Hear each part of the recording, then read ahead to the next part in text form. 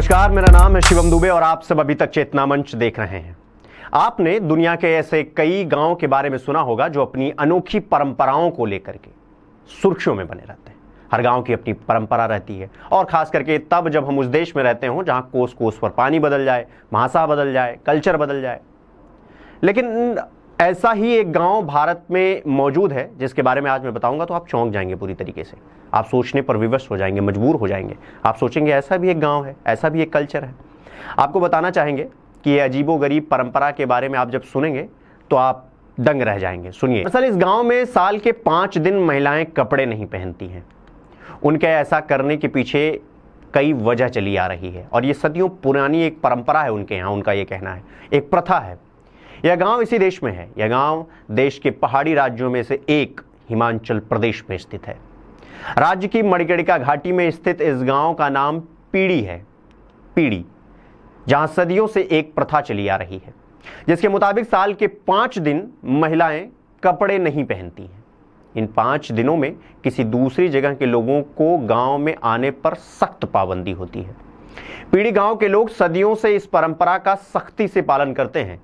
इन 5 दिन में गांव की सभी महिलाएं घर पर ही रहती हैं। उन्हें घर से बाहर निकलने की अनुमति कतई नहीं होती है। ऐसे में व्यक्ति उन्हें देख भी नहीं पाता है। वे अपने घर पर ही इस परंपरा का पालन करती हैं। इस दौरान केवल महिलाएं ही नहीं बल्कि पुरुष भी कुछ नियम का पालन करते हैं। इस दौरान ना तो वो शराब पी सकते हैं और ना ही नॉनवेज खा सकते हैं। इसके अलावा इन 5 दिनों के दौरान पति पत्नी आपस में बातचीत भी नहीं कर सकते हैं। ऐसी मान्यता है कि जो भी इस परंपरा का पालन नहीं करता तो उसके साथ कुछ दिनों बाद बुरा होने लगता है या बुरा हो जाता है। गांव में रहने वाले लोग बताते हैं कि इस परंपरा का पालन जो भी नहीं करता उसे देवता उससे नाराज हो जाते हैं।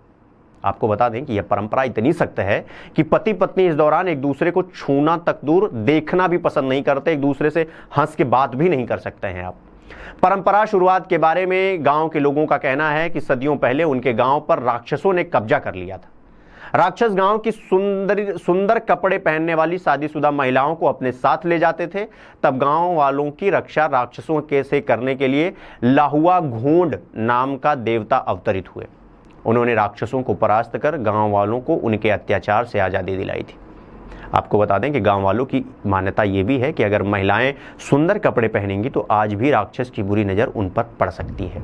यही वजह है कि महिलाएं बिना कपड़ों के रहती हैं। इस दौरान अगर कोई महिला अपने शरीर को ढकना चाहती है तो वह बस ऊन से बने एक पटका का उपयोग कर सकती है।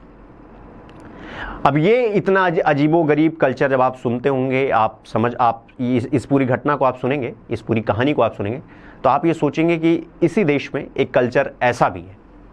तो ये थी पूरी एक अजीबोगरीब घटना, एक अजीबोगरीब कल्चर, एक अजीबोगरीब कहानी।